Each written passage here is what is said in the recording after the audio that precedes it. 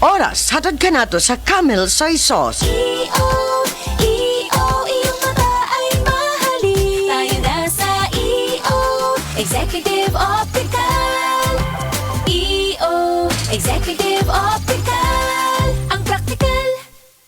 For expert eye care, come to EO Executive Optical. With over 300 stores nationwide, EO Executive Optical. Love your eyes. This time check is brought to you by Surf Bar. Choose Surf Bar na may power bula at power puti. Basta surf, ang galing-galing! Para di madaling masira ang ngipin ng pamilya, ngayon pa lang, Unique toothpaste for brushing every after kumain. dahil ang unique toothpaste, may Max Protect formula.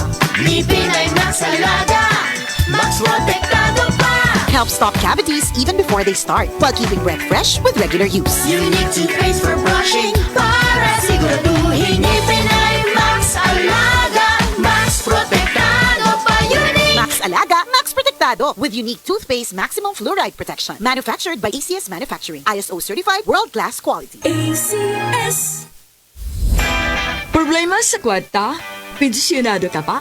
Worry no more. Dili mag-uol kay ang Cebu APC Finance musulbad sa imong panginahanglan. We offer SSS and GSIS pension loans. No advance ug barato pa ang interest.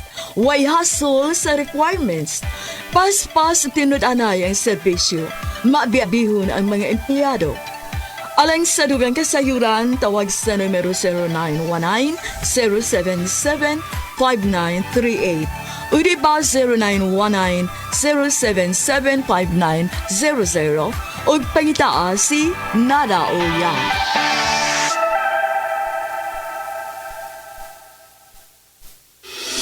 Ako si Radyoman Buin Alguno. Kining balita hatod kanato sa Paradis Bila Herbal Capsule na ilhan isip herbal nga kapsula nga makahatag og daghang benepisyo sa kalawasan. Mao kini ang all-in-one nga herbal. Makahatag og ayuhan sa ato ang mga selula sa lawas, makatarong sa nindot nga flow ug limpyuhan ang ato ang dugo nga mudagkayday sa atong ang kasing-kasing. O karon sa atoang balita. Gipatuman sa Negros Oriental ang price freeze human gideklarar ang probinsya nga state of calamity gumikan sa El Nino. Ang Department of Trade and Industry istrikto nga naniid sa mga presyo sa nagkadaiyang produkto. Kini aron pagsiguro nga way pagsaka sa presyo taliwa sa nahiaguman nga krisis sa sobrang kainit sa panahon. Kadtong balita hatod kanato sa Paradis Bila Herbal Capsule alang sa kumplito nga kombinasyon. Gamita lang ang Paradis Bila plus Herbal Capsule. Paradis Bila Herbal Capsule na uban sa pagpangkape sa Paradis Bila Herbal Coffee o ang pagpaghaplas sa Paradis Bila Liniment Oil. Gama sa JFNQ Marketing. Sa Paradis Bila, di na ka mag-agwanta pa. Sa dugang kasiuran, tawag lang sa 0935-641-02613. Mapalit sa Diding's Pharmacy sa Manalili Street, Cebu City. Best Way Pharmacy sa Mandawi City. Healthy Way Pharmacy, GV Butika sa Cebu, Mandawi, Liloan ug Usmeña Boulevard. Mapalit usab sa GY Pharmacy sa 32 Usmeña Building, Usmeña Boulevard, Cebu City. Ako si Radyoman Buin Alguno, Tatak RMN. Gulyat, nakita ni mo akong bagong blouse? Awesome! Nakita ni mo akong bagong pantalon? Awesome! Sa Awesome for Less Sale sa Happy Mart! Awesome for last sale sa Happy Mart huwan Luna, Kulon, Tabunok ug Mandawi karong Mayo 1 hangtod sa 5, 2024. DTI Fair Trade Permit number R7 Cebu 282 series of 2024. Camel, sukang puti, sa suan mo palamig. Camel, sukang puti, maunag yun imong mapili. Camel, sukang puti, sa suan mo palamig. Camel, sukang puti, anita na ang sekreto, ang sekreto. Salami! Nagkagubot nga traffic? Max, kasamax mo, fruity, lamig sarap to. Pilit-init na! Uod pa? Max, kasamax mo, mentol, lamig sarap to. Makabuang nga linya sa sakyanan? Max, kasamax mo, fruity, lamig sarap to. Basta mag-commute, ang menthol candy nga balon.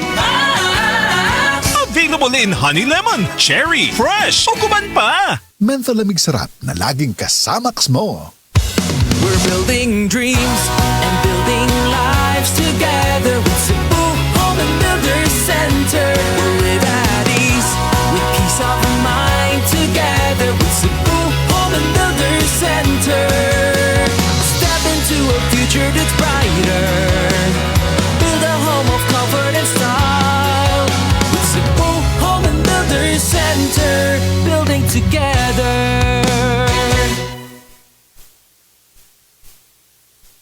Mrs. Ang sarap sa piling kung may sulit kang masaligan sa panimay, di ba? Kanang dili ka bitinon. Pag-abot sa heavy duty nga hugason, sulit nga masaligan ang #1 smart dishwashing paste with double tanggaling formula. Sulit magtangtang sa heavy duty nga sebo. Sulit pod nga motangtang sa bakterya. Kaya bawat pahid, linis solid. Smart dishwashing paste. Manufactured by ACS Manufacturing Corporation. ISO certified world-class quality. Diabetes, usa ka sakit nga lisod ug delikado sa atong mga lawas. Tungod aning pwede ka mamatay sa komplikasyon sa kasing-kasing, kidney, atay, ug uban pang mga vital organs sa atong lawas. Sukla nato ang diabetes. Mag-Life Extension Vitamin D3 na mo. Rekomendado sa mga medical doctors. Makalit sa mga butika. Ako si Nelson De Los Santos from Cebu, 42 years old, usa ka Customer Development Manager. Ako ang source of laughter sa among office ug ang source pud sa akong happiness, MX3 Capsule. 7 years na ako nigigamit and it helps get my work done. Kauban sa proper diet ug exercise. Kay tungod team effort man me, I share my MX3 Capsule with the whole team. Mao nga tanan productive. Job well done MX3, diri ko believe. Mahalagang paalala, ang MX3 Capsule ay hindi gamot at hindi dapat gamiting panggamot sa anumang uri ng sakit. Goodbye to me, Masya. Hello, Ride Bar Blue. Isang labanan yan. Ride Bar Blue. Ride Bar Blue with powerful stain-away enzymes. Malupit magtanggal ng dumit mancha pero di masakit sa kamay. Goodbye to me, Masya. Hello, Ride Bar Blue. Isang labanan yan. As tested ang cotton and polycotton sa mancha, malupit sa kamay mo, mabait. Ride Bar Blue, manufactured by ACS Manufacturing Corporation. ISO certified world-class quality. ACS 24 hours ang germ protection ng Shield Bath Soap. Shield Bath Soap. 24 hours ang germ protection ng Shield Bath Soap. Shield Bath Soap. Protektahan ang kalusugan ng pamilya. Mag-Shield Bath Soap regularly. Kills 99.9% ng germs at recommended pa ng Philippine Nurses Association. Mag-Shield Bath Soap. Shield Bath Soap. Shield. Galit sa sakit, may malasakit. Shield Bath Soap. Manufactured by ACS Manufacturing Corporation. ISO certified. World-class quality. ACS. Pagbasa sa 10 kabanata ng Aklat ni Juan, ang talinhaga tungkol sa pastol, talata 1 hanggang 42. Pakatandaan ninyo, ang pumapasok sa kulungan ng mga tupa nang hindi sa pinto nagdaraan kundi umaakyat sa di dapat pagdaanan ay magnanakaw at tulisan. Ang tunay na pastol ay sa pintuan nagdaraan. Pinapapasok siya ng gwardya at pinapakinggan ng mga tupa ang kanyang tinig. Tinatawag niya ang kanyang mga tupa sa kanilang pangalan at inilalabas sa kulungan. Kapag nailabas na, siya'y nangunguna sa kanila at sumusunod naman ang mga ito sapagkat kilala nila ang kanyang tinig. Hindi siya sumusunod sa iba kundi patakbong lumalayo sapagkat hindi nila kilala ang tinig ng iba. Sinabi ni Jesus, ang talinhagang ito, ngunit hindi nila nauunawaan ang ibig niyang sabihin. Kaya't muling sinabi ni Jesus, pakatandaan nyo, ako nga ang pintuang dinaraanan ng mga tupa. Ang mga nauna sa akin ay mga magnanakaw at mga tulisan, ngunit hindi sila pinapakinggan ng mga tupa. Ako ang pintuan. Ang sinumang pumapasok sa pamamagitan ko ay maliligtas. Papasok siya't lalabas at makakatagpo ng pastulan. Dumarating ang magnanakaw para lamang magnakaw, pumatay at manira. Naparito ako upang ang mga tupa ay magkaroon ng buhay, ng isang buhay na masagana at ganap. Ako ang mabuting pastol. Iniaalay ng mabuting pastol ang kanyang buhay para sa mga tupa. Ang bayaran ay tumatakas kapag may dumarating na asong gubat. Iniiwan niya ang mga tupa, palibasa hindi siya pastol at hindi kanya ang mga ito. Kaya't sinusunggaban ng asong gubat ang mga ito at binubulabog. Tumatakas siya, palibasa'y bayaran lamang, at walang malasakit sa mga tupa. Ako nga ang mabuting pastol, kung paanong kilala ako ng Ama at siya kilala ko, gayon din naman, kilala ko ang aking mga tupa at ako'y kilala nila. At iniaalay ko ang aking buhay para sa aking mga tupa. Mayroon akong iba pang mga tupa na wala pa sa kulungang ito. Kinakailangan sila'y ipasok ko rin at papakinggan naman nila ang aking tinig. Sa gayon magiging isa na lamang ang kawan at isa ang pastol. Dahil dito'y minamahal ako ng Ama, sapagkat iniaalay ko ang aking buhay upang ito'y kunin kong muli. Walang makakakuha ng aking buhay kusa ko itong ibinibigay. Mayroon akong kapangyarihang ibigay ito at kuning muli. Ito ang utos na tinanggap ko sa aking Ama. Dahil sa mga pananalitang ito, hindi na naman nagkaisa ng palagay ang mga Hudyo. Marami sa kanila nagsabi, talagang sinasapian na ito ng demonyo at nababaliw. Bakit ba kayo nakikinig sa kanya? Sinabi naman ng iba, hindi nakakapagsalita ng gano'n ng isang sinasapian ng demonyo. Nakakapagpagaling ba ng bulag ang demonyo? Taglamig na noon at kasalukuyang ipinagdiriwang sa Jerusalem ang pista ng pagtatalaga ng templo. At habang naglalakad si Jesus sa templo, sa portiko ni Solomon, pinaligiran siya ng mga Hudyo at sinabi sa kanya, hanggang kailan mo ba kami ilalagay sa alanganin?